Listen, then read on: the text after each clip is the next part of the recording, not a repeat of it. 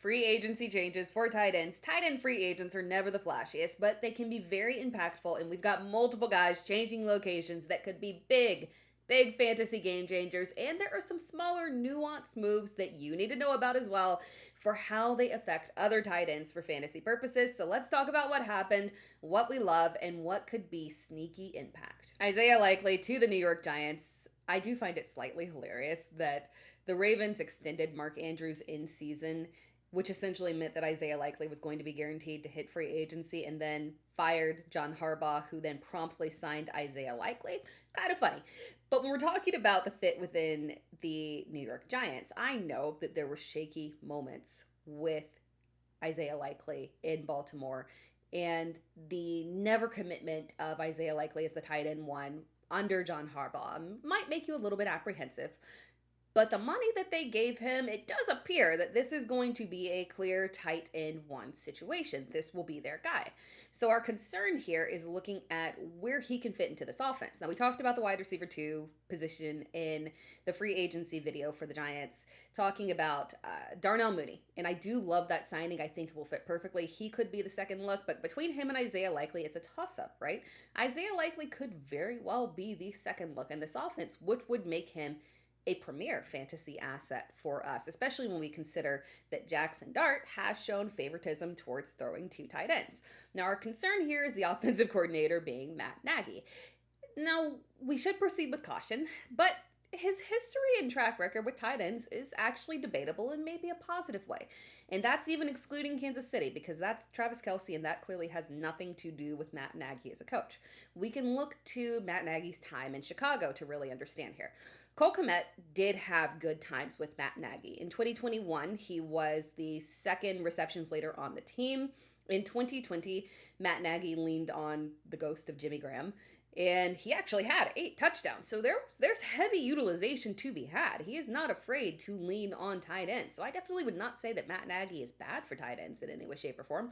But ultimately, John Harbaugh will shape this team, and he clearly loves a second look tight end. So while I am being cautiously optimistic, this really could be a fantastic fantasy situation for Isaiah Likely. Another tight end changing locations that could be very fantasy relevant for us. Go with me on this, people. Chig Okonkwo to Washington. This really could be something for us. Washington has yet to add a clear wide receiver 2 opposite of Terry McLaurin, and obviously there's the mumblings of Brandon Ayuk and the relationship that he could have there, right, with Jane Daniels, which is possible. But at this point, do we have a ton of confidence in Brandon Ayuk? Don't let that dissuade you from potentially looking at Okonkwo there.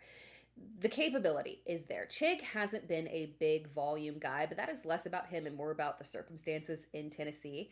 And when we're looking at Washington, clearly they don't trust Ben Sinnott. They have to replace Zach Ertz. And oddly enough, Zach Ertz has been very fantasy relevant in terms of actual volume that he has seen.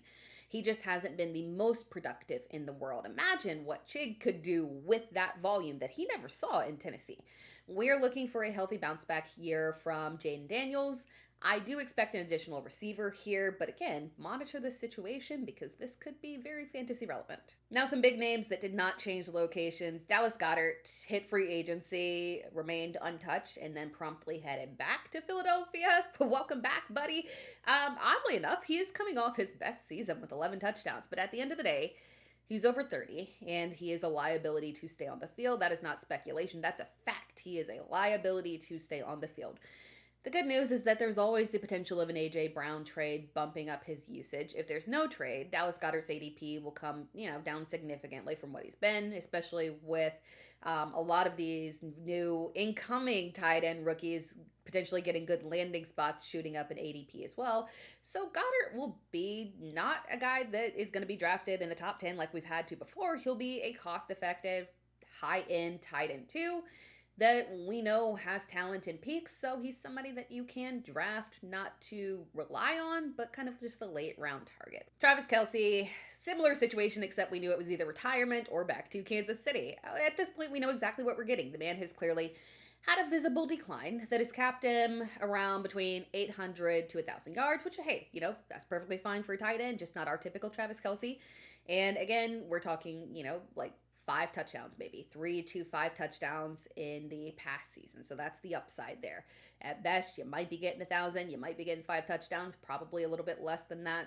Overall, the receptions are still going to be there, right? Because unless we have another big addition via the draft at wide receiver, which probably not, we know exactly what this receiving core is and what Travis Kelce fits into, that as well. So we know that he is going to put up usable numbers in PPR, but he's lost a ton of upside. You can draft him as a high-end tight end too. Low-end tight end 1 at best, but at that point, I just don't recommend it. I would rather shoot for upside of some of these younger guys, so more of a secondary option for you this year. Dawson Knox was extended by Buffalo. Obviously, we are not drafting Dawson Knox, but this is critical for us because it's just more of a continued split with Dalton Kincaid. He will never be unleashed. Sorry, guys. He's very talented, but ultimately, it is tough to envision a situation where Dalton Kincaid is going to be reliable, especially with the addition of DJ Moore. So we're talking about you're in that continued workload situation with Dawson Knox. You've got a high-end receiver added.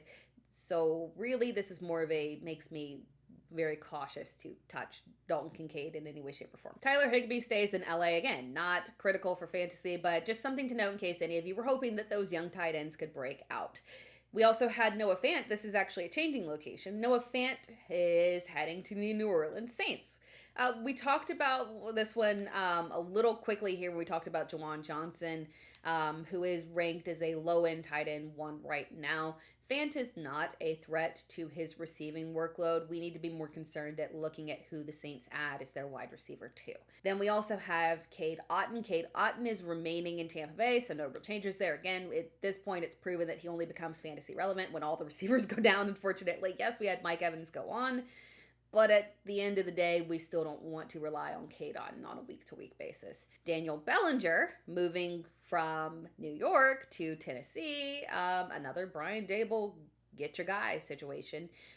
Chig moved on. Gunnar Helm exists. This is not really a fantasy relevant situation, though. Adam Trautman staying in Denver. Just a friendly reminder that it's a tight end wasteland in Denver. You do not want to waste your time with Evan Engram, and you just want to pray that they do not mess around and draft one of our top talents, not our top rookie talents. Don't touch them, Sean Payton. We also have Charlie Kolar going to the LA Chargers. Not fantasy relevant, again, but I know I saw some people panicking because the money given was significant, so they were worried he would be on the field more than Oronde Gadsden because of his blocking. I totally get that concern, right, in terms of snap count, but it's not going to be a risk for his receptions. The risk for Oronde Gadsden is the depth that they have at receiver and potentially pushing forward of Trey Harris, and there just being a lot of volume that gets spread out to the receiving core and what the pecking order will really be and how relevant can Gadsden be. So we do have to be a little cautious about raising him too high up in his ADP.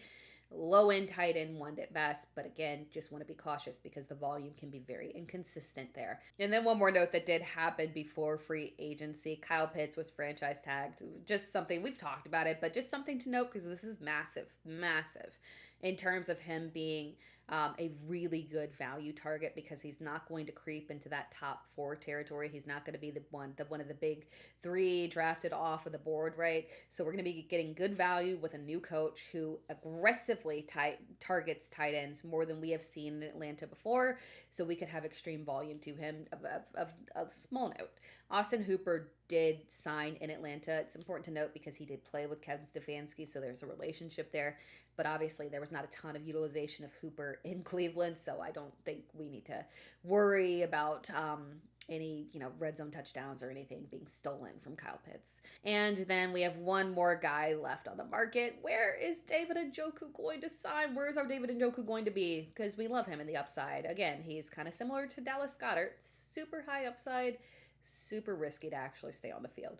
It seems like he is flirting with Baltimore. Not that we needed another reason to avoid Mark Andrews, but that would definitely do it. Thank you for watching this video. If you enjoyed the video, be sure to like the video, subscribe to the channel. You can find me across all social media platforms at It's Tera Time, so make sure that you're locked in, tune in, subscribe, turn on notifications, all that good stuff, because we are coming up on the draft, and then we will be getting off-season workouts, and then the NFL season is right around the corner, so stick around.